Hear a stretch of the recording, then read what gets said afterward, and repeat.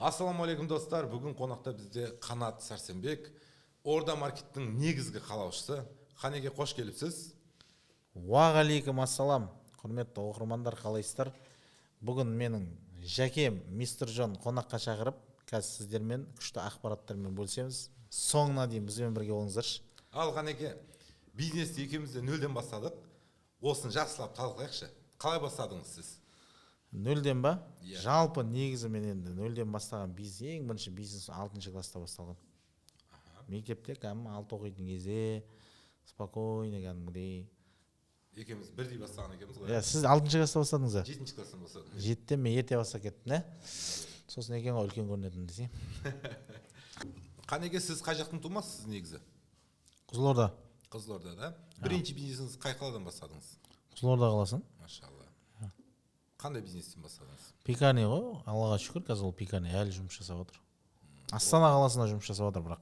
Қызылордадан Астанаға алып келдім. Иә, Астанаға алып келдім, көшіп келдім. 12 жыл болды көшіп келдім. Бизнесте негізі 14 жыл болды, документ бойынша 14 жыл болды да. Жалпы одан ертерек келгем негізі мектеп кезінен, бірақ 14 жыл осы кәдімгідей кәсіпке келіп, 10 жыл өзім білем деп жұмыс жасағам ғой. Яғни дым білімсіз коронаны киіп аламыз басымызға. Шешпейміз ғой, иә. Соңғы осы 4 жылда ғана біреулердің айтқанын істеп, біреулердің емес, ұстаздардың айтқанын істеп жұмыс істеп жатырмыз ғой. Қазір Аллаға шүкір, қазір білім алудың арқасында кәдімгі үлкен масштабқа шығып жатырмыз ғой. Өзіңіз білесіз ғой, Жәке, енді сізде білім алып жатсыз, бірге таныстық білім алу барысында. Так, ендігі сұрағымыз біздің. Ол неше жасыңызда болды пекарнямен айланысу? Так, енді 14 жыл бұрын нешеде болдым мен? Қазір 35-те болсам, примерно 20 жасымда бастағам ғой кәсіпті. Енді 19-20 жасымда кәсіп пекарня ашып, кәдімгідей үлкен оборотқа шыққам. Қазір Аллаға шүкір, ол пекарня әлі жұмыс жасап отыр. Енді қазір магазинмен айналысып отырмын. Негізі өзіңіз білесіз, магазин бизнесі Аллаға шүкір, қазір Астана қаласынан 20-шы магазин ашайын деп отырмыз. Астана қаласынан 19-шы магазин Түркістаннан ашылайын деп отыр. Бұл біздің соңғы осы 2023-2024-тегі процестер ғой бұл. Соңғы 2 жылдың ішіндегі процесс. Үлкен масштабқа шығып жатқанбыз. Инвестор тартып масштабқа шығып жатырмыз да, бірақ. Осы инвестор вообще түсінбесек, сіздің өткенде сабағыңызға барып, сол инвесторды білдім не екенін ше. Түсіндіңіз ба, толықтай? Ана мастер-классқа келген кезде түсіндіңіз ғой, иә? Мастер-классқа өткен қонақ шақырдыңыз, сол кезде білдім. Инвестор деп. Жалпы негізі сіз инвестиция тартып көргенсіз бе негізі? Жоқ, мен тартпағанмын. Инвестиция вообще тартпағансыз. Кәсіпті инвестор тартпай бастадым деп отырсыз, негізі бірақ ішіндегі тауарлардың барлығына ақшаны қайдан алып отырсыз? Ол да инвестиция болып саналады ғой. Дұрыс қой, но мен олай енді соны сіздің сабағыңызға барғаннан кейін түсіндім. Бірақ сізде қазір бір ғана филиал жұмыс жасап тұр Астана қаласында, үлкен бір филиалыңыз бар жұмыс жасап отқан. Енді қараңыз да, сіз сол бизнесіңізді неге бізде Қазақстанда мысалға қазір кемінде 15 қаладан ашуға болады ғой? Мен сол бір бизнес азыр сұрақ маған болып кетті ғой. Жоқ, енді мен сізге бөлісіп отырмын ғой. Негізі мысалға 15 қаладан мысалы филиал ашуға болады да, мақұл 10 қаладан дейікші, 10 қаладан неге ашпайсыз? Неге сізде Астана қаласында филиал тек қана? Мен бір жерді қазимын ғой. Майны шығарып десем осы. Қарсаңызшы, инвестор тартып, Жәке, мистер Джон, Жәке, инвестор тартып негізі үлкен масштабқа шығуға, сіздің 10 жылда жететін жетістігіңізді, мысалы 10 жыл бойы мысалға енді жаймен жетуге де ол да дұрыс негізі, бірақ тез үлкен жетістікке, үлкен масштабқа шығу үшін, тез масштабқа шығу үшін сізге не істеу керек? Инвестиция тартып, кәдімгідей жаңағыдай әр қаладан ашып тастау керек та филиалдарыңызды. Негізі жақсы ой екен. Негізі шынымен де айтып отырмын. Сіз өзіңіздің мысалға магазинде қазір қанша тауар бар сізде примерно? 500 миллион. 500 миллион товарын сіз бір магазинде ұстап отырсыз, 500 миллионның товарын сіз қанша уақытта сатып бітіре аласыз? Бір айда сатып бітіре алмайсыз ғой? Бітірсе болады негізі. Бітірсе болады дей ма? Өлтіресің, Жәке. Негізі шынымен де ғой, былайша практикалық түрде айтыңыз да, мысалы бір айда мысалы 500 миллион теңгенің товарын сатып бітіру үшін лучше сізге мысалға хорошо, бір айда 500 миллион товарын сатасыз да, 10 магазинін ашсаңыз 10 қаладан, мысалы 10 қаладан, сізге мысалға уже 2 миллиард оборот жасауға болады ғой, кемінде 2 миллиард оборот жасауға болады да. Түсіндім сізді. Олай айтқанда өзің сөздің қысқасы, инвестор тартып 10 магазин ашып тастады дейсіз ғой? Конечно, мистер Джон деген магазиндер ашылады, еще сіз деген франшизаңызды берсеңіз болады ғой. болды. мен франшизаны да мысалға мен қазір сатып жатырмын ғой. Иә. Мысалы франшиза да алып жатыр менен. Алла қаласа міне 2025-тен бастап біз СНГ-ға шығайын деп отырмыз. Құттықтап қойсаңыз болады. Иә, СНГ-ға шығайын деп отырмыз. СНГ-да менен қазір Өзбекстан сұрап отыр, Қырғызстан сұрап отыр. Оларда негізі магазин аша алады ғой, саудагер, негізі мықты саудагер ғой олар мемлекет бойынша былайша. Бірақ не істеп жатыр олар? Мен Өзбекстаннан мысалы орда маркет ашқым келеді дейді.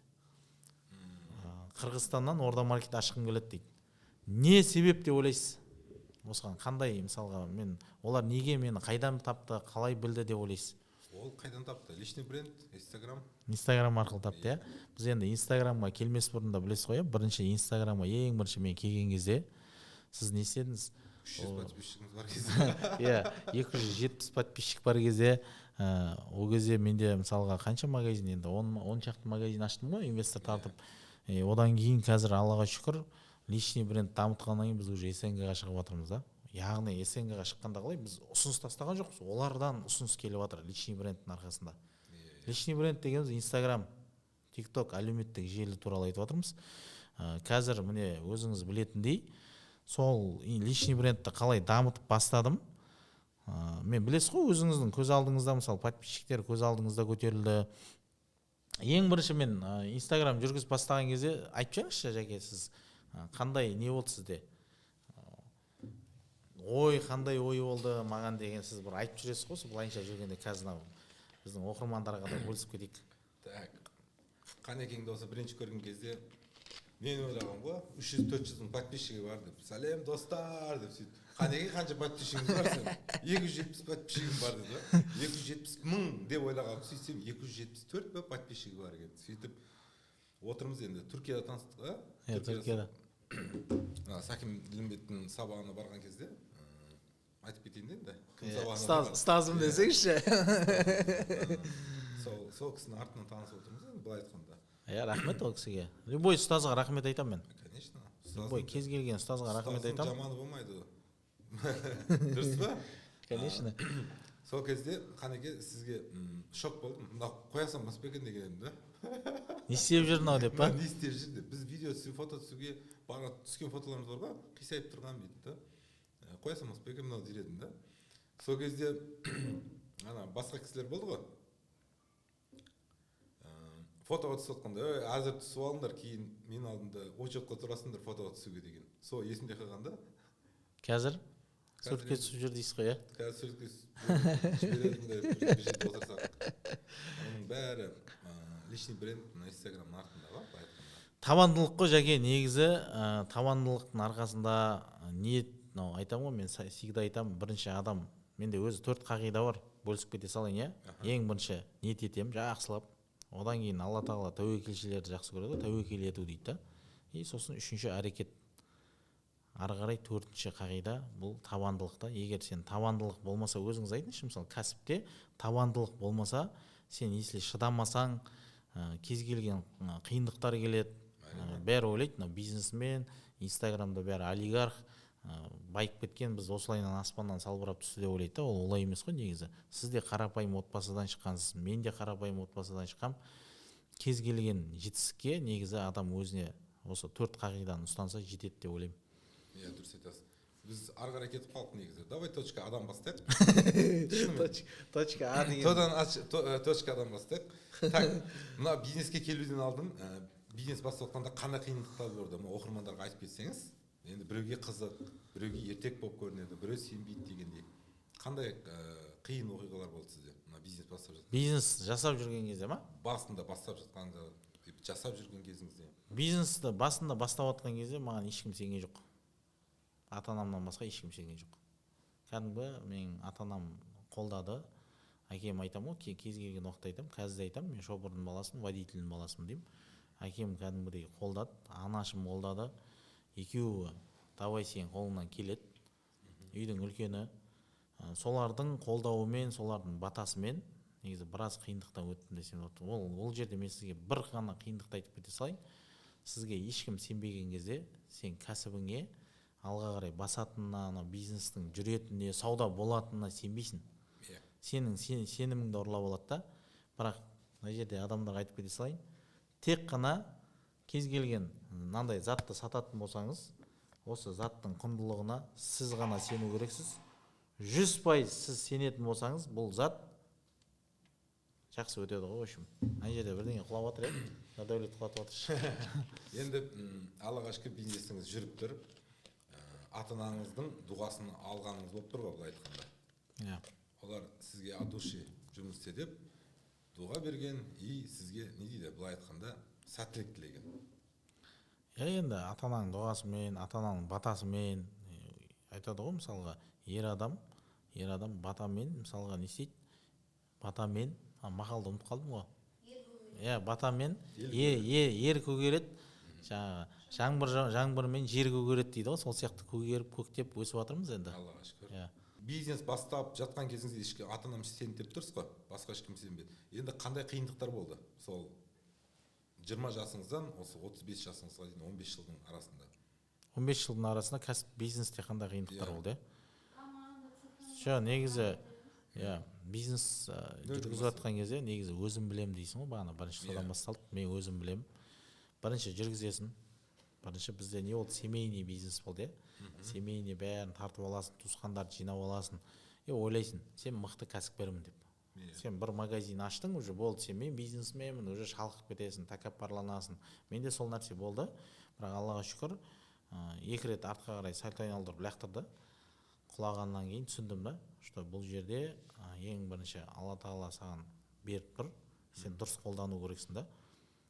Ең үлкен қателігім өзімнің ағайын туысқандарымды жинап алғаным қасыма. Бизнеске. Иә. Оларға сен ешқандай әңгіме айта алмайсың. Олардың да кінәсі жоқ, өйткені жауапкершілік өзімде ғой. Жауапкершілік өзімде болғаннан кейін кәсіпте негізі қателік мынандай ғой, 100% кәсіпте адам бірінші өзі бизнестің основателіне жауап береді да.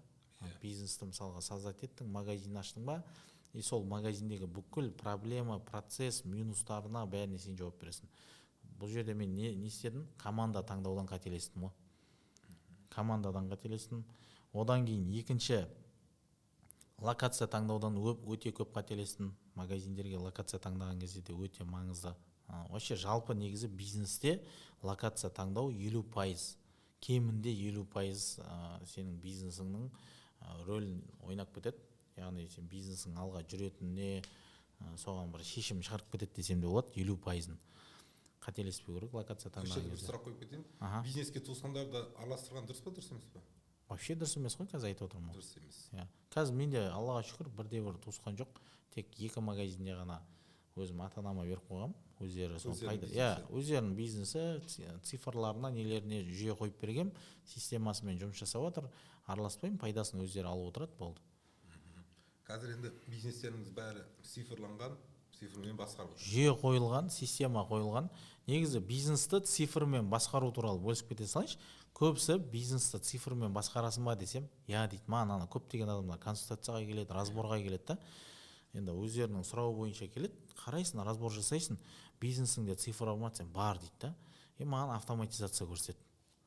Бұл цифр емес қой десем, жоқ, осы цифр дейді да. Хорошо деймін да.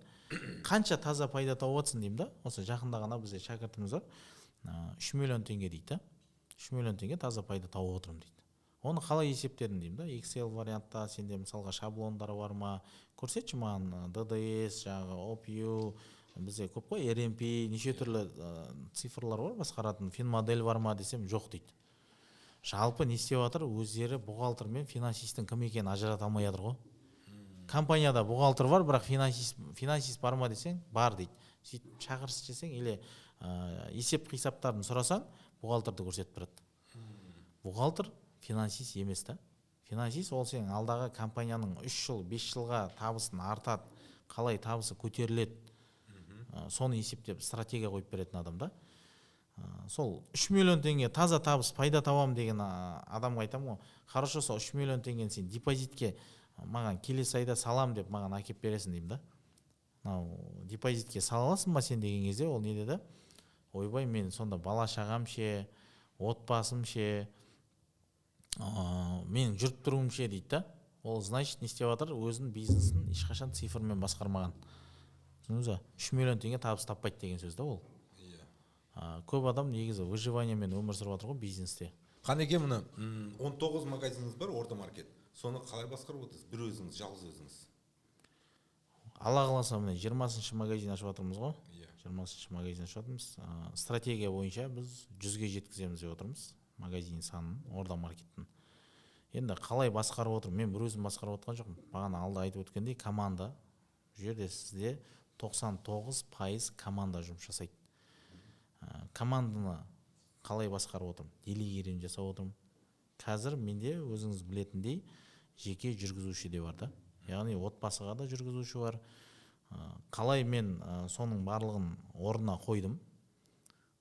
Мысалы кәсіпкерде, мысалы адам баласында негізі жалпы адам баласында 24 сағат уақыт бар, негізі. Бір күнде мысалға 24 сағат уақыт бар. Кәсіпкерде кемінде 5.000-10.000 сағат болу керек. Ойлаңызшы, негізі бір суткада 24 сағат уақыт бар, ал кәсіпкер бизнесменде 5.000-10.000 сағат болу керек. Ол 5.000-10.000 сағаттық жұмысты атқару үшін команда керек, үлкен команда керек. Команда болмаса, қазір осы жердегі процестің өзі болмайды ғой, негізі білесіз ғой. Сонда Қанеке, бизнесіңіз сіз 1% басқарып тұрсыз ба? 99% командаңыз жүріп? Солай айтса да болады, команда басқарып отыр. Енді основатель ретінде мен соның барлығын организовать етіп, мысалға негізін қалап отқаннан кейін, ол команданы да басқару оңай емес негізі. Қазір команданы басқаратын адамдарды да қойып жатырық қой. Баян ханым сияқты бір тағы да бір бесеу болса. Сұрағымды айтып кетейін. Қанеке, осы Қанеке, мен мысалы 15 жылдан бері бизнестемін ғой. Мен де продукт сатқам, орех сатқамда бізде секретін айтпайын енді оны, потому что біздің жұмыста қандай жертва продукты дейміз ғой. Сізде продукты магазинде қандай продукты? Жертва продукты деген. Жертва продукты деген негізі көбісі түсінбей қалып жүр. Фишка деп айтайықшы, фишка. Жалпы сізде мысалы магазинде, менде Астана қаласында осы магазин ашқан кезде мен Родина Зенченко деген сүт бар ғой бізде, хит Астана қаласына. Соны -5 теңгеге саттым да. -5 теңгеге сату арқылы бір ғана продукцияны, яғни дұрыс қой, жертвовать етіп жатырмын ғой. -5 теңгеге сату арқылы саудамды, яғни выручкамды 400 мыңнан 800 мыңға дейін көтердім. Бір күндік сауда. Яғни неседі 50%-дан 100% дейін 2 есе сауда көтеріліп тұр ғой. Былай айтқанда, мысалға 50%-ға дейін 2 есе саудасын көтеріп тастадым да. Бұл жерде сен егер бір товарды минусқа сату арқылы басқа товарлардан сен плюске шығатын болсаң, сен оборотың көтерілсе, уже пайдаң да көбейеді. Көп сол кездегі есіме түсіп кетті ғой. Сол кезде сол қасымыздағы бір 3 примерно бір 7-8 магазин бар тұғын. 7-8 магазиннің ортасында, конкуренттердің ортасында отырмын. Клиент конкурент бағаны, бір заттың бағасын түсіру арқылы магазинге мен трафик алып келдім да. Трафик деген кәдімгі адамдардың саны көбейді. Еще бір сүтті 3 адамнан, мысалға мынандай да, мысалы бір адамға 3 ақ сүт берем. Одан артық бермейміз, 3 ақ сүт беріледі.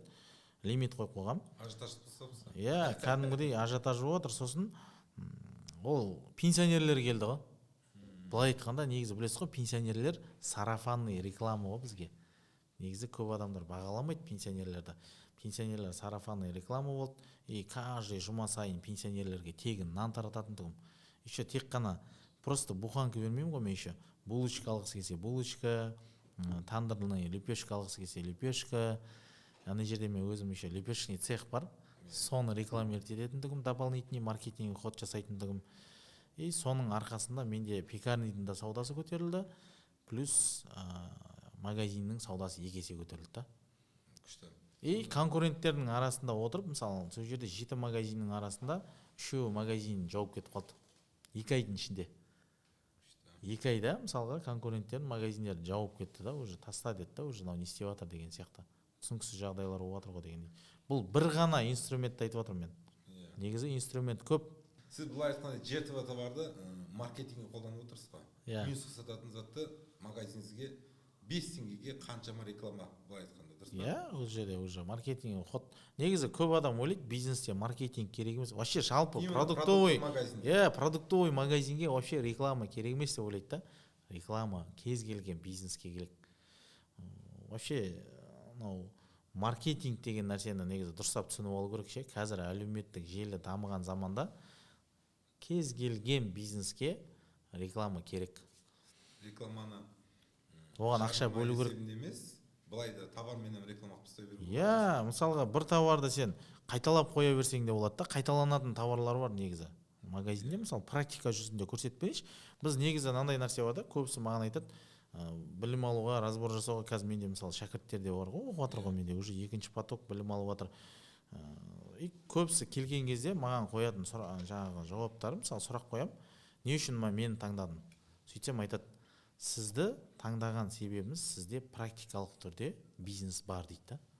Яғни продуктовый магазин бар практикалық түрде. Иә. Түсіндіңіз ғой? Сол үшін отдельный жеке андайым бар, оған сұрағым бар. Қанеке осы сөзіңіз аузыңызда, осы дым бизнесі жоқ, сатып жүр ғой курстар. Соларға не айтасыз? Практикасы жоқ, мысалы продукты магазин, бизнес істемеген, но бір жақтардан жаттап алып, біреулерге сабақ өтіп жүр ғой, былай айтқанда. Жоқ, енді андай отырсыз ғой жәке, сіз біз бір-екі жерге бардық қой негізі, соны айтып отырсыз ғой, иә. Просто андай практика бизнесі жоқ адамдардан сабақ алып, соны айтып тұрсыз ғой негізі. Иә. Например, мен айтып кетейін, олар істеп көрмеген ғой, сауда істеп көрмеген, магазин істеп көрмеген, но біреулерге сабақ өтеді. Вот сол туралы маған айтып кетсеңіз. Жақсы айтып жатсыз негізі. Қазір эксперт көбейді ғой негізі. Эксперт көбейді. Мен жалпы негізі ешкімге білім берем деген ондай ойым болған жоқ. Білесіз ғой, қасымда жүрсіз ғой, вообще мен біреуді үйретем, уақыт жоқ деген. Личный бренд, Инстаграмды қалай, әлеуметтік желіге қалай келдім, неше түрлі сөздер ести бастадым да, қарғай бастады, кәдімгідей. Неге үйретпейсің, неге бүйтпейсің деген сияқты, неше түрлі сообщение келіп бастады. И сонымен енді білесіз ғой, практикалық түрдегі ұстаздарымыз бар, білім алып жатқан ұстаздарымыздан ақыл кеңес алып, Қанат, сенің үйретерің бар, инвестиция туралы сен жақсы айтасың, біздің өзіміз сен инвестиция туралы білгіміз келеді, давай сен бер бұл нәрсені деді да. Қазір Аллаға шүкір, екінші потокқа уже сабақ беріп бастадым, бір адреналин алып бастадым. Негізі бұның да бір өзінің несі бар. Ал жаңағы сіздің айтқан сұраққа, бұл жерде енді шынымен де практика жоқ адамдарға ешнәрсе үйретпей қойса екен деймін да. Дұрыс айтасыз. Иә, неге? Өйткені адамдарды шатастырып жатыр ше. Шатастырып жатыр. Қазір практика жүзінде сен бизнесті жүргізіп жатсың ғой, өзіңіз білесіз ғой, күніге алгоритм өзгереді. Даже мына Инстаграмның өзінде күнде сен видео салған кезде бір видеоң атады, бір видеоң атпайды, алгоритмдер өзгеріп жатыр да. Дәл мына бизнесте, саудада да күніге неше түрлі инструменттерді қолданамыз, өзіңіз білесіз. Бүгін сүтті минус 5 теңгеге сатасың бір апта, келесі апта сен жұмыртқаны сатуың керек. Одан кейінгі аптада сен уже жаңа сіздің мысалға текстильде мысалы басқаша функция жүріп жатыр. Өзіңіз білесіз ғой, рекламаға қазір қаншама ақша құйып жатсыз, қаншама обороттар жіберіп жатсыз, даже 2 бөлмелі үй тігіп тастадыңыз деген сияқты. Бұл жерде практикалық жүзінде мысалы налогың бар, банктың комиссиясы бар, сол туралы сұрақтар қойып бастасаң, ешкім түсіндіре алмайды. Практикалық түрде мен өткен жолдарымды көрсетіп жатырмын, болды. Мен волшебный таблетка бермеймін деймін да. Маған келген адамдарға айтамын, мен құдай емеспін, мен саған волшебный таблетка бермеймін. Сен байып кетпейсің, келе салып сен миллионер болып кетесің, маған келсең сен байып кетесің, сразу жаңағыдай ойбай олигарх болып кетесің. Ондай нәрсе жоқ, ешкім гарантия бере алмайды. Даже мен кеше историямды бөлісіп кеттім. Ертең сенің таңертең ұйқыдан оянуыңа ешкім гарантия бере алады. Бір Алла біледі да, оны бір Алла тағала біледі. Біздің ертең ұйқыдан тұратын тұрмайтынымызға гарантия жоқ та. Сол үшін де сен гарантия күтіп жүргеніңде 20 жыл өмірің өтіп, дым істемегенсің. Сен әлі анау 2 бөлме квартираңда или 1 бөлме квартираңда 20 жыл, 25 жыл ипотекаңды төлеп құтылып жатқан кезде сенің мақта балдарың үйленіп жатады, немерелерің үйленем деп жатады. Соларға не бересің деймін да. И сол негативпен кете бересің ғой, былай айтқанда. Негатив туралы жеке андайым бар. Сөзіңіз аузыңызда. Сіздің сабағыңызда бар ма, жоқ па? Қымбат киім ки, оқушыларыңызға айтасыз ба, айтпайсыз ба? Бар да, брендтен киім ки деген ба? Иә, қымбат очки. Жоқ, ондай жоқ. Менде мынандай нәрсе бар. Қымбат киімді мысалы бір ғана немен алдыруым мүмкін. задание если орындаса, яғни задание дегеніміз тапсырма. Біз тапсырма береміз. Тапсырманы 101% өзінің бизнесіне тапсырма, мысалы маған келген кезде айтады, мен бір айдың ішінде 3 миллион теңге табысқа жетуім керек дейді. И сол 3 миллион табысқа жету үшін біз инструменттер береміз. Мысалы инвестор тартуым керек дейді. Если сол тапсырманы орындалмаса, ода өзінің наказаниясы бар, яғни декларация қабылдайды, наказанияны орындайды, оны біз видеоға түсіріп аламыз арнайы, оны мен еще инстаграмға, әлеуметтік желіге таратам деп айтам.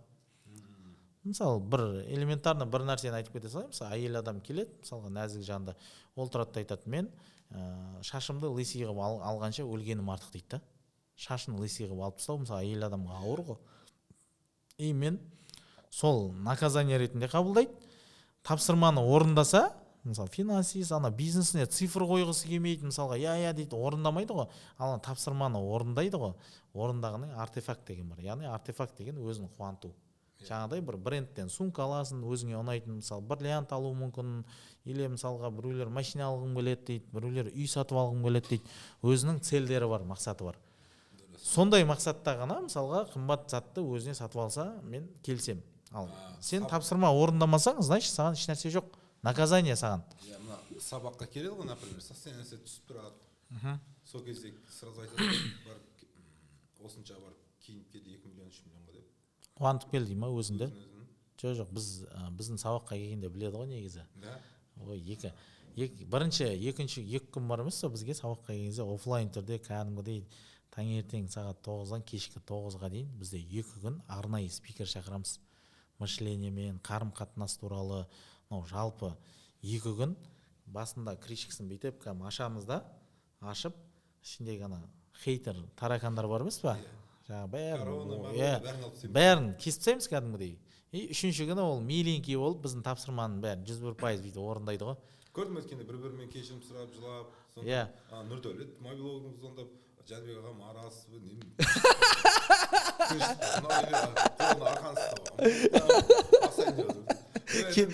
кешірім сұрап жатыр ма сізде?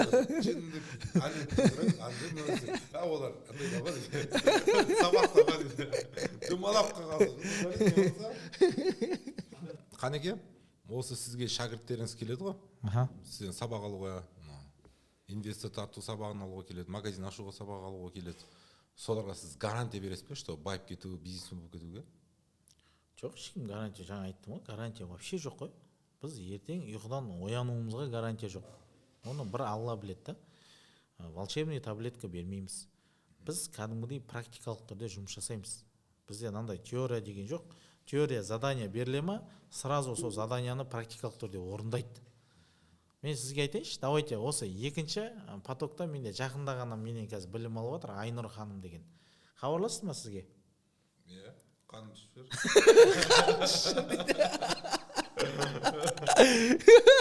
Мен Айнұр ханым. Жоқ, сол туралы бөлісіп кетіңізші. Қандай өзіне бизнес өмен шыға ма, шықпай ма сол кісіден? Давайте, менің шәкіртім ғой сол қазір. Маған келгеніне қанша болды, бір 5 күн болды, маған келгеніне 5 күн болды, білім алып жатқанда 5 күн ғана болды. 5 күннің ішінде сізге қандай сол кісі туралы маған ішіңізде не тұр, соны айтпайынызшы. Айнұр ханым Павлодардан. Иә, Павлодардан. Әрекеті бар негізі. Но әрекеті бар, ол сіздің алдыңызда, ол былай айтқанда өз үшін емес, сіз үшін әрекет болды. Түсіндіңіз ба? Сіз солай ойлап жатсыз. Мен солай ойлап жатырмын емес, көрініп тұр. Но әрекеті бар. Көрініп тұр, максимальный. Енді әрекет қылып жатыр. Фокус қойып жатыр, иә? Иә, штраф сап қойғасы ба білмеймін ғой, но әрекет қылып жатыр. Бізде андай ғой, жәке, көрдіңіз ба? Жаңа штраф сап қойған жоқпын. Бізде тапсырманы орындау керек та, каким-то образом. Тапсырманы орындаса, ол өзін қуантады, еще бизнесін ашады, өзінің магазинін ашады. Ол ертең сіздің франшизаңызды алуы мүмкін болашақта, мысалы Павлодар қаласынан мен сізге айтып кеттім ғой, жаңа неге магазин ашпайсыз басқа қаладан деп. И төртіншіден тапсырманы орындамаса наказание бар да. Иә, ол Айнұр ханым жақсы әрекет қылып жатыр. Көрініп тұр. Бизнес бастап көрмеген ғой, ол кісі. Вообще новичок жұмыс істеп, банкте ма бір жерде жұмыс жасайды, жұмыстан шығып кетті. Состояниесінде кіріп кеткен екен. Мен психологпын ғой, бір қарағанда білемін адамды. Қарасам, уже состояниесі кіріп кеткен, білмеймін, семейный жағдай ма, білмеймін. Былай айтқанда состояниесі психологически өзін жеп қойған. И қарадым, әрекетін қылып жатыр. Базар жоқ, жұмыс істеп жатыр. өткенде маған келді, товар алды, ну ретке аламын дейді. Ретке алсам мен 20% арзан бере алмаймын, потому что рет алып кетіп қаламын менен Каспийден да. Давай сен бизнес баставатсың ба, кредитке алма. Болмаса мен шамалы күтіп тұрғанда мен қарызға беремін деп айтар едім да оған. Түсіндіңіз бе? Ол сабырлық етпеді де, біреулерден қарыз алды ма білмеймін енді. Мен айттым, бизнес бастаудан алдым дедім. Өзіңіздің миыңызды точно қойып алыңыз дедім. Сен иә, дұрыс дейді. Ну, күшті істеп жатыр. Уже қазір ол сіздің шәкіртіңіз ғой енді былай айтқанда.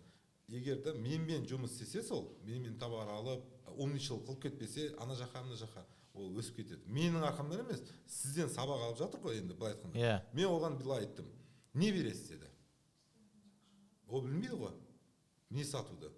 Мен айттым, кіріңіз дедім магазинге дедім. Не көзіңізге жақсы көрініп тұр, не сатып аласыз, алыңыз дедім. Мен дедім, тек қана пихаю дедім.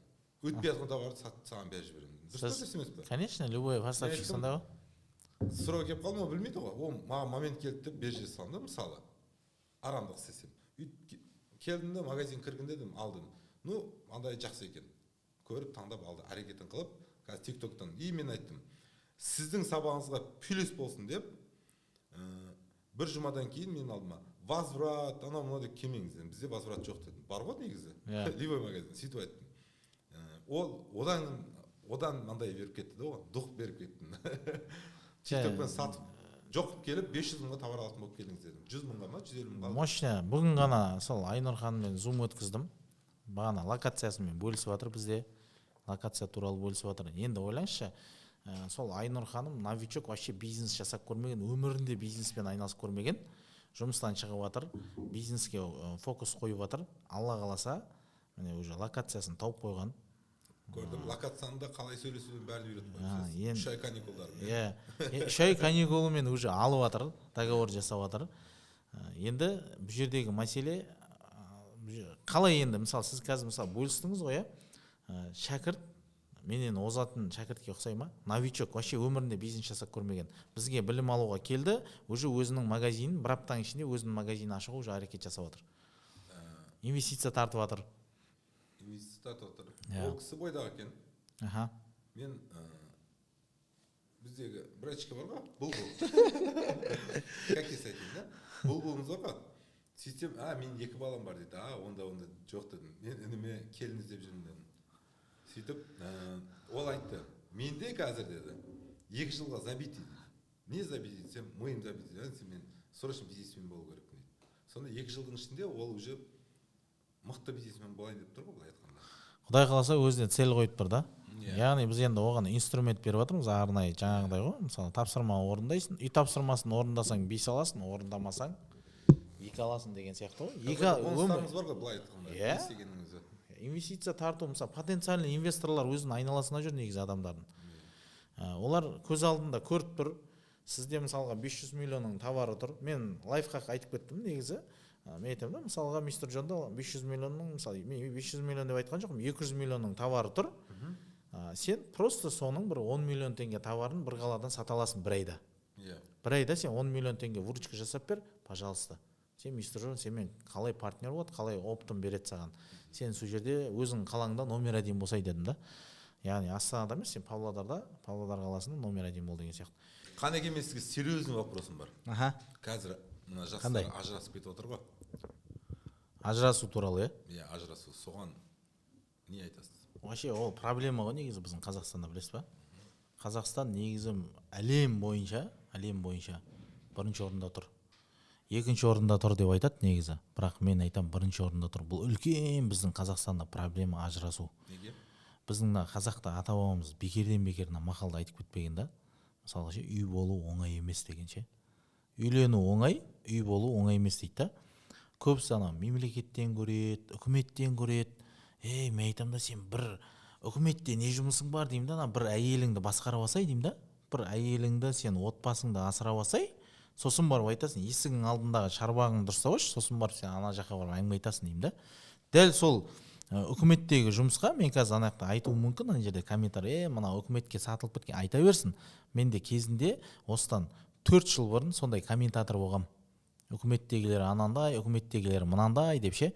Кейін мен түсіне бастадым өзім ше. сен егер кәсіпкер болсаң, өзіңнің бизнесіңді дамыта бастасаң, қазір мен примерно бір 50 адамға жұмыс беріп жатырмын, иә. 50 адамды басқару оңай емес. Кәдімгідей, шынымен да. Сен элементарно сол сияқты сен өзіңнің отбасыңды асырауың керексің, өзіңнің әлеуметтік жағдай. Кеше жақында ғана бір оқиға болды, өзімнің кәдімгі әулетімде десем болады, отбасымда деп айта берейін. Өзім бауырым болып келеді. И маған айтады: Қанат, біз 7-8 ай болды, уже ажырасып жатырмыз дейді. Кәдімгі қатты кетіп қалған енді. 4 ұлы бар, жәке, 4 ұлы бар. И 4 ұлын кәдімгі үлкен ұлы 13 жаста, арты 1-ші класс оқиды уже. 4 ұлын уже бөлек ажырасып жатыр да, оп-оңай да оларға. Мен айтам да, 14 жыл бірге тұрасыңдар, 14 жыл бірге тұрады.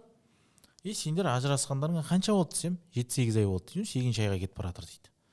Кім кінәлі десем, әйелім кінәлі дейді. Мен айтам да, сен кінәлісің деймін да. Неге дейді да, ол ғой енді кетіп қалған дейді да. Ол саған 13 жыл, 14 жыл шыдады ғой деймін да. Күтті ғой ол сені. Үй салып алайық, машинасын алып алсын, жұмысын дұрыстап алсын деп, сенің қасыңда ол жоқшылық кезде мен көз алдымда көрдім да, квартирада тұрды олар. Сондай қиындықтардың бәрінен өткенін мен өзім көзіммен көрдім да олардың. 4 ұлын туып беріп, қасында ол жүрді, ол келіншегі ше, до конца жүрді да. Моменте не істейді ол әйел адамда мынандай нәрсе бар да, ол 13 жыл бойы, 14 жыл бойы ол жиналды да, упаковать етілді да. Бомба жарылады ғой, атомный бомба жарылады кәдімгі. Атомный бомба жарылған әшейін ақшар, оның астына әйел адам жарылған кезде ше. Жарылады. Ол не істеді? Внимание күтті да. Бұл керек внимание сен берген жоқсың деймін да.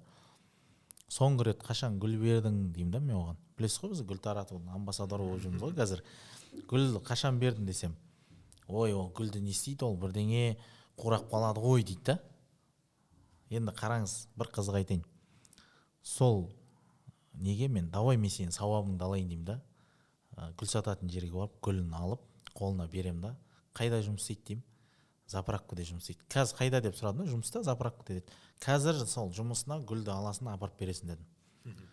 Оған мен не істедім, ол не істеді? Еркек қой енді ол, намыстанып отыр, мен бармаймын, ол кінәлі деген әлі неде стереотипте тұр. Мен не істедім? 4 балаң жақсы көресің ба дедім. Я дейді да. Менің туған інім дедім, 6 жыл болды үйленгеніне. Сәби сүйе алмай жатыр дедім да. Саған мына жерде элементарно 4 баланы Алла тағала беріп қоя салды деймін да. Мына жақта сәби күтіп жатыр дедім да. 6 жылдан бері 2 ерлі зайыпты 6 жыл күтіп жатыр. Сен мына жерде 4 балаң далада тастап жатсың ба? Жақсы көресің ба? Я жақсы көремін. Все, давай 4 балаң үшін барасың, ана гүлді бересің дедім. Болмаса сен еркек емессің, мен сенімен араласпаймын, мен сенімен сөйлеспеймін дедім ше. Білесіз ғой, мен наказание. Мен наказание беремін. Енді қарасаңызшы, қызығын айтайын. Маған айтады, бірге барайық дейді, мен бармаймын дедім. Еркексің ғой, өзің бар дедім. Барды, жұмыстан шыққан күтіп берейін дейді. Жұмыстан шыққан күтіп бермейсің. Дәл қазір апарып бересің дедім. Заправкаға кіріп, апарып береді ғой. Апарып бергеннен кейін жарты сағаттан кейін жұмыстан шығам, күт депті да. Ойлайшы. Шығады, екеуі сөйлеседі. 1,5 сағат па, 2 сағат сөйлестік дейді. Ертесіне өзі айтып жатыр маған, қуанып бөлісіп жатыр. Қалай болды енді деймін да. Гүлді алған кезде қалай болды деймін да. Эмоциясы қалай болды десем, мен кәдімгі энергия сезіндім дейді да. Ертесіне статусқа салып қойыпты дейді да. Кешірім гүлі деп статусқа салып қойды дейді да. Айналайын деймін да, анау 10 мың теңге ме, 15 мың теңге болған ана гүл ше. Ұмытып қалдым, 10 мың ба, 15 мың теңге мен төлеп алып бердім. Сол 15 мың теңге сенің отбасың просто вопросын шешіп тастады деймін да. Басындағы травмасын алып. Ана жерде не істеп жатыр, ол гүл берсе бір тақтан түсіп қалатын сияқты ше. Сол үшін гүл беріп жүріңіздер. Әйелдеріңізге, нәзік жандыларды қуантып жүріңіздер. Ата-аналарыңызға, мамаларыңызға гүл беріңіздер. Негізі гүл беру еркектің табысын арттырады десем, ешкім сенбейді. Маған негізі 4 жыл бұрын айтқан кезде мен боқтап жүргендім. Қаяқтаған айтпаш деп ше. Қумаш деген мен ше, кәдімгідей ше. Шын айтайын, бірақ менің де басымда таракандар ғой, оның барлығы ше. Қазір Аллаға шүкір. Былай ғой. Типа әйеліңе гүл берсең, типа подкаблучник сияқты. Көрінеді былай. А так ондай емес, по факту. Ол мынандай ғой, сөйтіп айта берсін деймін да. Значит, ол байығысы келмейді. Значит, ол жаңағыдай 80%. Мен сол еркектерге айтарым да, сендер ұялмайсыңдар ма деймін да, бізге жазады ғой. 80% еркектер бар ғой соның ішінде. Подкаблучник болып қалам деп қорқып жүр ғой олар. Бірақ қарызға ақша сұрайтын кезде ұялмайды. ол кезде намыстанбайды, ол кезде намыстанбайды. Одан да хуже да, ол қайыр сұрап отыр да, былай айтқанда. Сол үшін де негізі бір гүл, мен практикалық түрдегі нәрсені бөлісіп отырмын, бір гүл бір отбасын сақтап қалды десем де болады да. Енді ол жерде шаг қой, былайынша айтқанда, бір шаг жасасаң, мен де өзімде қуанып қалдым мысалға. Мен кәдімгідей өзіме бір кішігірім болса да сауап алдым деп сондай бір отбасын сақтап қал. Ол ертең 4 бала өсіп келатқан бала мысалы көргенін жасайды ғой, әкесінен көргенін жасайды. Сол үшін де нәзік жандыларды қуантып жүріңіздер, гүл сыйлап жүріңіздер, мамаларыңызға гүл беріңіздер, келіншектеріңізге гүл беріңіздер. Гүл солып қалады деп ойлауларыңыз мүмкін. Сол гүл үйлерінде бір апта суда тұрып солып қалу мүмкін, бір аптаға жетеді жәке. Значит, сол солған кезде сенің анаңның или үйдегі келіншегіңнің солып жатыр. Сен, значит, оларда солып бастап жатыр, олардың энергиясы өшіп жатыр. Сен соларға қалай эмоция, энергия сыйлайсың? Сен үйде тәтті тамақ жейсің, неше түрлі кафеден, рестораннан жемейтін тамақтар жей бастайсың да. Бұл жерде кәдімгідей развитие жатыр негізі. Үлкен развитие жатыр. Ажырасудың бір осы себептерін құтқарады деп ойлаймын. Мен өзім практикалық түрде жасап көрдім, сосын айтып отырмын. Кәдімгідей ажырасуды сақтап қалуға осыны бір не қылып алғым келіп тұр ше. Қазір сіз айтып жатсыз ғой, мысалы, әлем бойынша мысалға бізде Қазақстан бірінші орында тұр ғой. Айтады ана Мальдивия бірінші орында дейді. Мальдивия емес деймін да, бізде Қазақстан бірінші орында. Осы проблеманы шешу үшін негізі еркектер сіздерге бір лайфхак, отбасын сақтап қалу үшін всего лишь гүлді беріңіздерші. Қанеке, мына сауалға жауап беріп кетіңізші. Әлеуметтік желідегі гүл сыйлап жатады, машина сыйлап жатады, например, былай айтқанда жылтыр заттарға қызығады ғой әйел кісілер.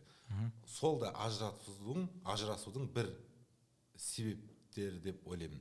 Сіз оған не дейсіз? Ол сіздің ойыңызша былай ойлап отырсыз ғой, жылтыраған, мысалы көп адам Инстаграмда енді мен олигархпын, бизнесменмін деп көрсетіп жатыр ғой. Оның ішінде біз де кіріп кеттік қой. Вообще жылтыраған нәрсеге қызыға берме деп жатсыз ғой Инстаграмда, әлеуметтік желіде, иә? Осын басқа айтып жіберейін. Біз де көрсетіп жатырмыз ғой. По факту айтайын да. Ашып жібереміз. Ал жақта бір Макларен көрсетіп жатыр, потолок деп. Қанеке, мына әлеуметтік желіде жылтыраған заттар бар ғой, например. Біреуге машина сыйлап жатады, біреуге сепшка сыйлап жатады деген дейші. Соған ол да қатты әсер етеді деп ойлаймын, ажырасуға ше. Қазір жастарды, отбасыларды, соған не дейсіз? Негізі ажырасуды сақтап қалатын нәрсе бар да бұл жерде. Енді сіз айтып жатсыз ғой, әлеуметтік желідегі жылтыраған нәрселерді көріп, көбісі жаңағыдай, енді ол жерде әйел адамдар ғой отыратын негізі. Әлеуметтік желіде көп отыратын әйел адамдар болады. Әйел адамдар не істейді? Өздерінің күйеулеріне атака жасайды. Біреудің өміріне қызығып, біреудің өміріне қызығады да, біреудің өміріне қызықпа деймін да. Бұл жерде жауапкершілік негізі тек қана еркекте емес та. Бұл жерде жауапкершілік негізі ерлі зайыптың екеуінде де бар да. Просто екеуі бір-бірін ең басында жақсы көрді ғой олар.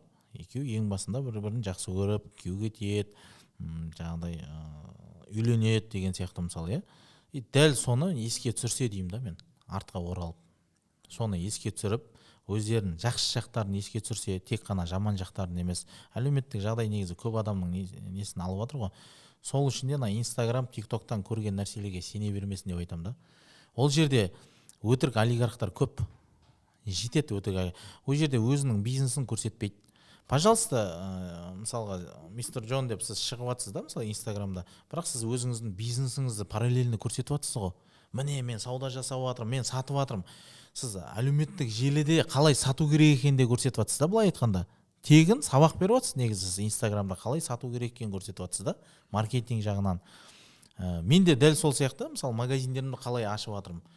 Пожалуйста, көрем дейтін адамдар мысалға Орда маркеттің магазиндерін көре берсін деймін да. Міне мен ашып жатырмын. Өтірік емес, мен ашып жатырмын, мысалға. Жұмысқа келетін адам бар ма деп жұмысқа адам шақырып жатырмыз, қарызға ақша сұрайтындарға айтып жатырмыз, келші маған жұмыс жасашы деймін да.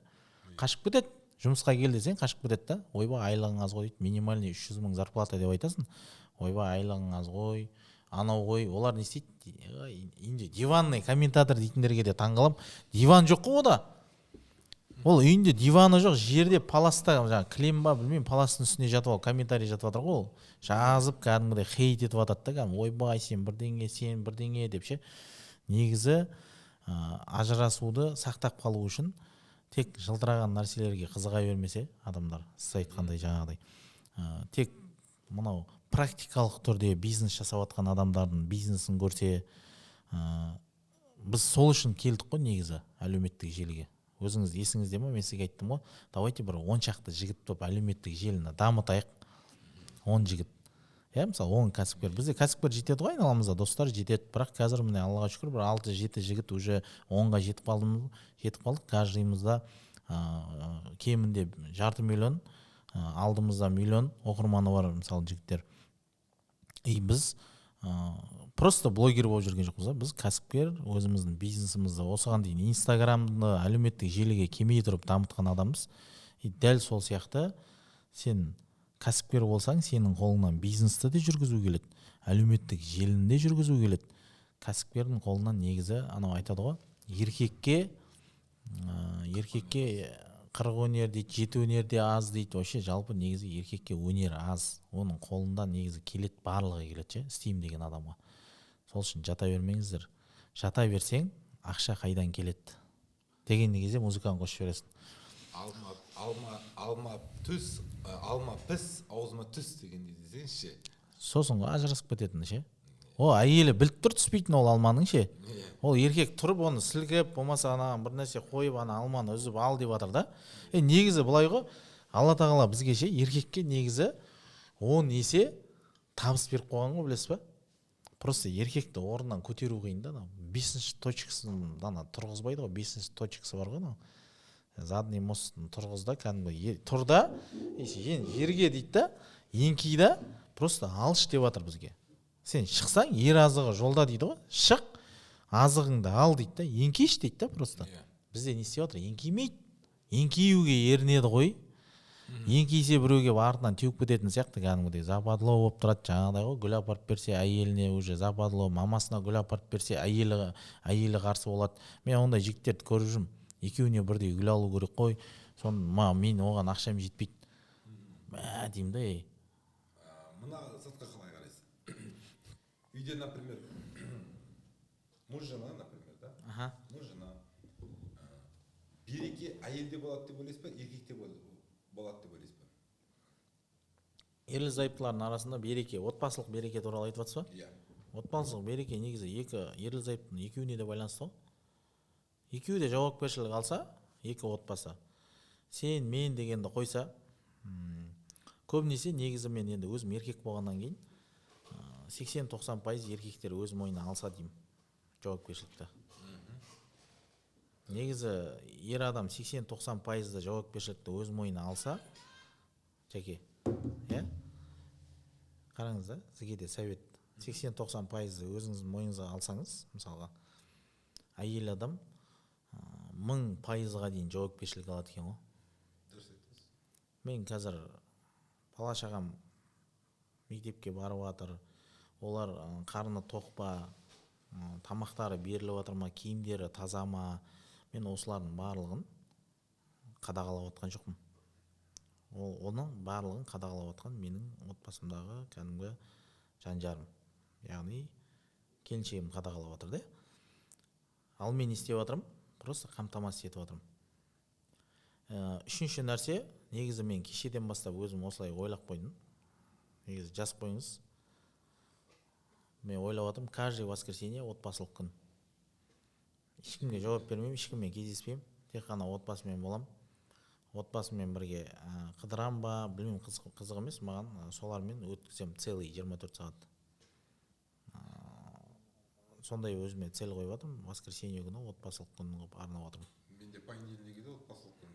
Сіз енді воскресенье күні жұмыс істейсіз ғой сізде. Понедельник демаласыз. Бірақ негізі кәсіпкер ретінде мен кез келген уақытта отбасыма көңіл аудара аламын. Керек болса мен бизнесімді кәдімгідей былайынан шлагбаумды жауып, отбасым маңызды да, бірінші орында да. Мен отбасыма көңіл аударуым керек болса, мен бүкіл шлагбаумды моментте жабам да, отбасыма көңіл аударып, сол жердегі вопростарды шешіп, ары қарай жұмысымды жалғастырамын. Екеуіне бірдей үлгеруге болады. Просто мен өзім айтып жатырмын да, қазір сондай өзіме бір цель қойып жатырмын. Новый цель, новый мақсат. Каждый воскресенье отбасылық күнге арнап, солармен бір кәдімгідей уақыт өткізіп, сол мысалы қазір 3 ұл болды, Аллаға шүкір. 3 ұлға әкенің тәрбиесін беру керек деген сондай бір өзіме стереотип қойып отырмын да. Мощный тәрбие беру керек. Иә, маған әлі күнге дейін әкем бар ғой қазір. Әкемнен күніге звондап бір нәрсе сұрап отпасақ бірдеңе жетіспейтін сияқты болып қаламыз ғой. Тағы да бір сауал сізге, сұрақ. Мынау әйел кісімен бизнеске де ол енді. Бизнеске болсын, отбасылық жағдай болсын, жұмыс істесін, істемесін, мұғалім болсын, например, кім болса да, например, кім қандай мамандықта істесе де, әйел кісі мен еркек кісінің ұрысы бизнеске қандай кедергі алып келетінін айтып берсеңіз маған. Екі ерлі зайыпты мысалы ұрысып қалса бизнеске кедергі алып келе ме деп отырсыз ғой, иә? Қарым-қатынас дұрыс болмай жатса, Иә. отбасылық қарым-қатынас дұрыс болмаса, бизнес жүргізбей қойса болады. Рестрикция десеңші болды. Вообще болды, бизнесін жабасасын ол. Сразу айтайын, бизнес даже бастамай ақ қойсын. Отбасылық қарым-қатынасты бірінші дұрыстап алмай, ешкімге мен кеңес беремін, бизнес бастамай қойсын. Өте дұрыс. Болды. Неге? Өйткені үзілді кесілді сразу айтайын, 100% ол бизнес банкрот болады бәрібір. Мен гарантия берем. Осы жерде мен гарантия бере аламын, что ерлі зайыпты үйдегі отбасының семейный отношения, ата-анасымен қарым-қатынас, жалпы бауырларымен қарым-қатынас дұрыс болмаса, бизнес жасамай қойсын. В общем, сізге сабаққа келсе де, бірінші орында отбасыны турлап жағдайына. Айттым ғой, 2 күн жаңағы полный жоқ, дұрыстап емес, дұрыстап береміз. 2 күн бізде кәдімгі 2 күн таңертең сағат 9-дан кешкі 9-10-ға дейін созылып кетеді. Біледі ғой, біздің қазір потокта білім алып жатқан жігіттер, қыздар біледі. Если олар жаңағыдай өзі 2 күнде жұмыс жасалады, каждыймен жұмыс жасалады. Бізде даже кеше 2-ші потокта шығып кеткен адам болды, шыдамай бірінші күні андай қарсылық танытады да. Шыдамайды, анау бастағы не жібермей жатыр ғой, эго деген ұрттыр, коронасын шеше алмай жатыр, клейлеп тастаған ғой. Зорға шештік ананы ше. Ой, кәдімгідей страшно болды. Кетіп қалды. Кәдім кетіп қалды, шығып кетті, мен қатыспаймын деді да. Ол не істеді? Өзінің бизнесінде болашақта команда құра алмайтынына көзі жетті шығып кеткен кезде. Біз не істедік? Все болды, біздің ешқандай сабаққа қатыспайсыз, отказ береміз, сізбен жұмыс жасаудан деп мысалға отказ бердік. Ол қайтып кешірім сұрап, командадан кешірім сұрап, командадан кәдімгі шешім шығарып, сол жерде қабылдайсыңдар ма? Иә, қабылдаймыз. И қазір міне жалғастырып жатыр. Ойлаңызшы, күресіп жатырмыз, ондай адамдар талай келіп жатыр. Негативщиктер, анау қызық емес. Қандай жағдай болса да, бүкіл әлемді жаратқан Алла тағала бар ғой, бүкіл әлемді жаратқанда қызық емес. Кез келген адамды орнына келтіруге болады. Оның бастағы просто шектеу ғой, білесіз ғой өзіңіз. Сендердің жақсы болғандарың, сендердің мықтыларың жақсы болғандарың, сендердің әйелдеріңмен жақсы болғандарың деген ғой. Жаңа айтып кеткеніміздей, бизнесті әйеліңмен бірге жұмыс істеген қалай деп ойлайсың? Жалпы 2 ерлі зайыпты бизнесте бірге болса деп тұрсыз ғой. Иә, бір бизнесте істесе. Бір бизнесте. Мен қарсымын. Причина? Мен өзім просто басымнан өткен практикалық түрде мен қарсымын. Енді білмеймін, енді кейбіреулер бар, негізі ерлі зайыптылар күшті жүргізіп бизнестерін дамытып жатқан, екеуі де махаббатпен істеп жатқан көрініп тұрады, екеуі де жақсы көреді. Ондайларға мен қарсы емеспін. Просто өзімнің практикамда мен өзім қарсымын деп жатырмын да, өз басым. Неге? Мысалға мен келіншегім, мен 8 жыл қинағанмын ғой магазин бизнесіне. Екеуміз бірге дамимыз, бірге өсеміз деген сияқты осылай 8 жыл қинаппын. 8 жылдан кейін мен білім алуға барған кезде маған айтты, келіншегіңнен сұрадың ба сен деді, сенімен бизнес партнер болуға дайын ба екен ол. Мен тұрамын да айтам, жоқ, сұраған жоқпын дейді. Сұрасай сен бірінші дейді да. Сұрайым, жоқ, мен ұнамайды маған, мен сен үшін жүрмін дейді да. Просто саған көмектесейін деп жүрмін дейді да. Өзі медсестра болып жұмыс жасайды. Сосын хорошо деп өзінің жұмысына жіберемін ғой. Бизнес жүреді ғой.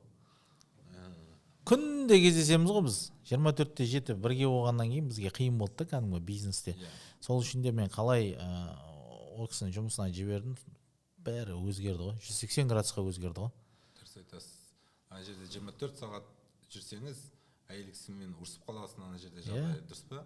Махаббат бәрі сөнеді. Дұрыс па, дұрыс? Быт-шыт болып кетеді ғой бәрі.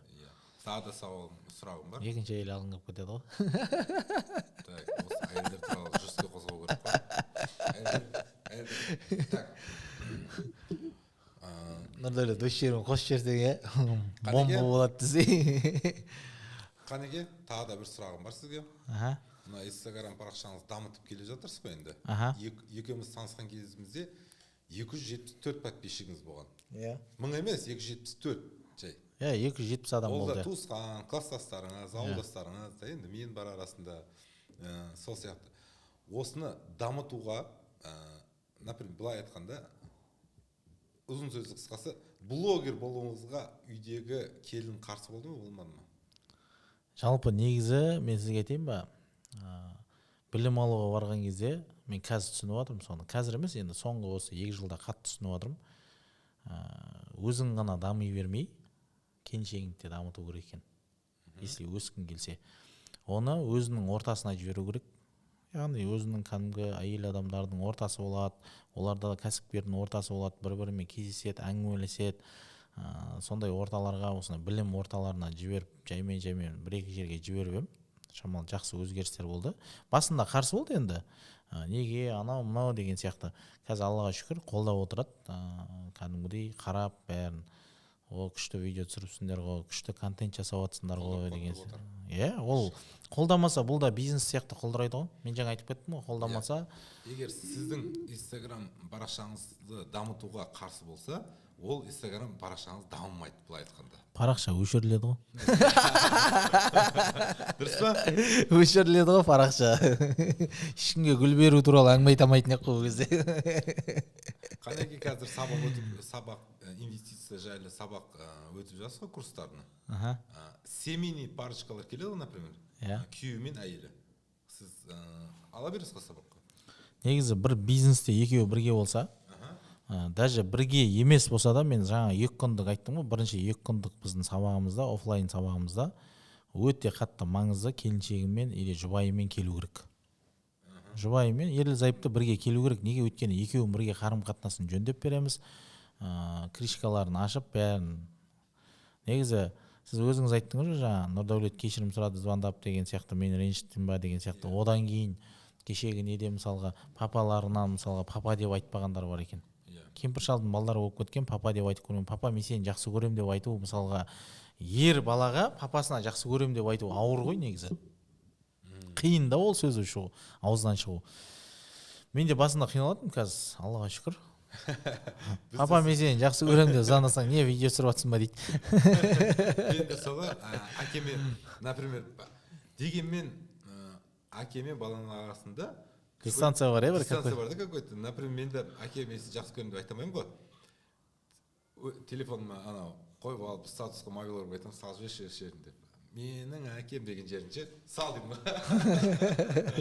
Жоқ, сіз айтпағансыз ба, әлі жақсы көремін деп звондап кәдімгідей?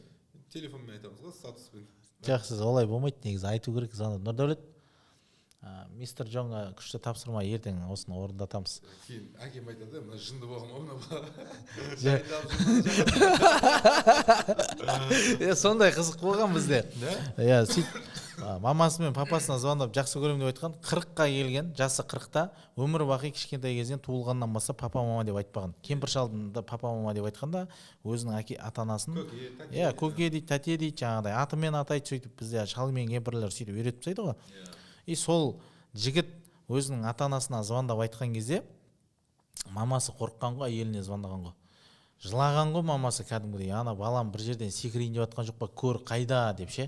Секірейін деп жатыр ма, не вот телефон өшіріп тастаған, еще бізде анандай ғой, заданияны орындайсың да телефонды өшіріп қоюың керексің да. Сабаққа кіріп кетесің, задания орындайсың, сабаққа кіріп кетесің, телефон шырылдамау керек та.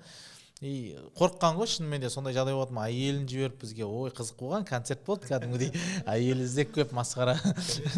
Бірақ зато не істеді, өзінің ішіндегі түйіншегі шешілді, өзі де бір жылап алды, мамасындағы артындағы энергиясын сезінді, шабыттанып, жаңағыдай кәсібі жүріп, оның бір аптадан кейін 70 миллион теңгеге контракт жасадым деп келді ғой сол жігіт ше.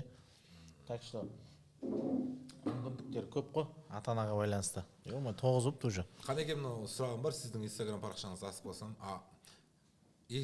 Инста парақшаңызды ашып қалсам, 0-ден бастап бизнес бастаймыз деген соған маған түсіндіріп беріңізші.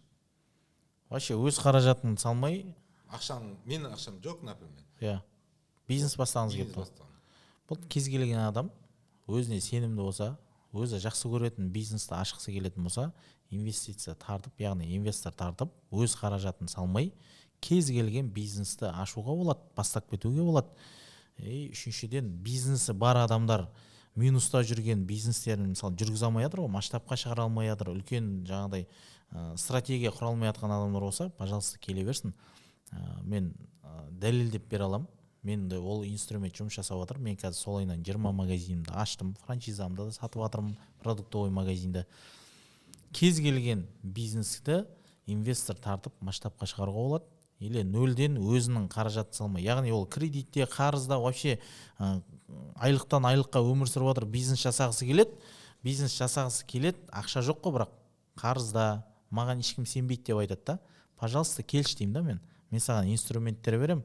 Сен сол инструменттермен өзіңнің магазиніңді ашқың келген ашасын. Өзіңнің жаңағы айналысқың келген, армандаған, сондай бір өзіңнің көз алдыңдағы жаңағыдай неше жылдан бері армандап жүрген бизнесіңді инвестор тартып, бизнес бастап кетсең болады да.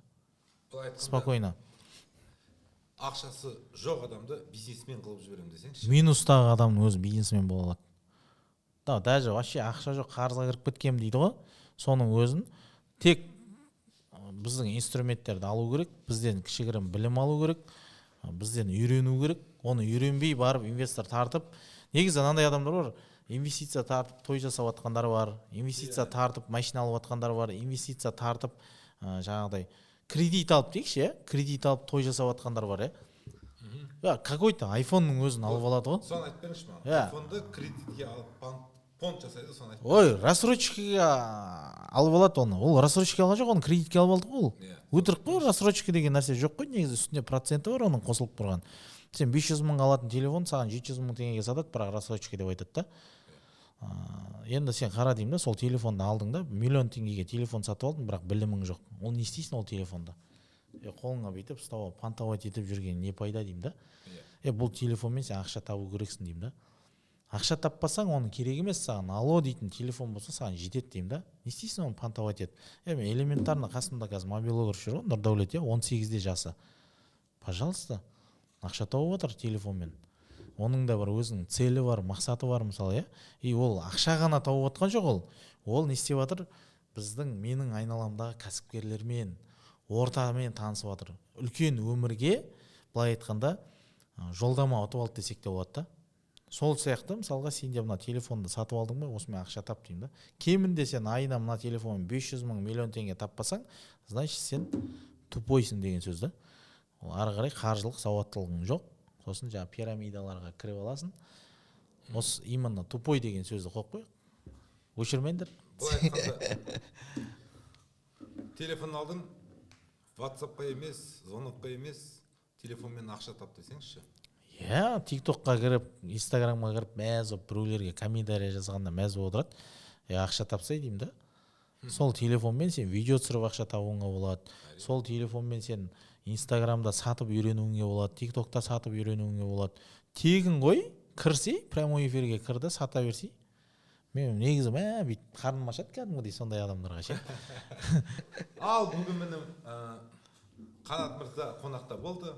Рахмет, ұнаған болса, лайк, комментарияны жандырып жіберіңіздер. Біздің подкасты соңына дейін көріп, қолдаңыздар. Сіздер үшін мистер Джон екеуміз арнайы осындай видеолар түсірдік. Сіздердің Қазақстандағы болып жатқан больдар бойынша тақырыптарды қозғадық. Рахмет, Жәке, от души. Сізге рахмет.